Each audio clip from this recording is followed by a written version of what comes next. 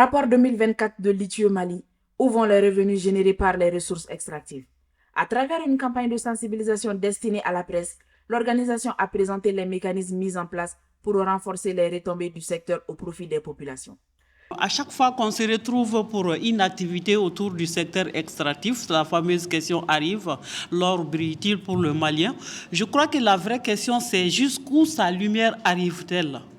Parce que du côté de l'emploi, par exemple, elle semble encore éclairer assez peu de monde. Ça veut dire que l'or brille dans les statistiques surtout, mais pas le Malien moyen. La technologie que cette industrie utilise ne permet pas d'employer assez de gens dans cette industrie. Maintenant, qu'est-ce qu'on peut faire pour mieux employer les Maliens dans l'industrie minière?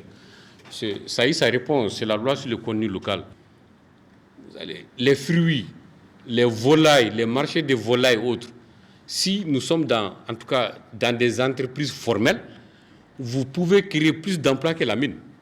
Il y a eu des mécanismes aussi pour que ça profite à la population.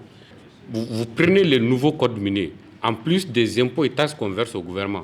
On a créé 5 fonds miniers. Je citais le fonds pour le secteur artisanal. Le deuxième fonds, c'est le fonds de développement local. Et le président Assimi a remis le chèque géant de 18 milliards. Qu'est-ce qu'on a fait? On a mis des mécanismes de prélèvement sur les chiffres d'affaires de ces sociétés qui doivent financer le développement local. C'est que dans ces zones-là, en plus, ça arrive avec les patentes que j'ai présentées.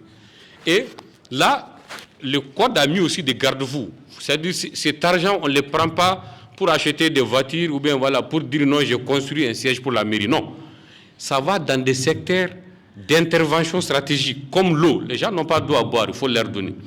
Là où il n'y a pas d'école, il faut construire des écoles. Là où il n'y a pas de route, il faut aménager les routes. Bon, on a politique là où je retiens ça voilà Nicolas parce que où des sababouya là information baissé kata faut yoro reculer les nouna voilà on irait makante ça c'est yoro minuna. Une rencontre qui rappelle que la transparence ne se mesure pas seulement en chiffres, mais aussi par l'impact concret des ressources minières sur la vie des communautés.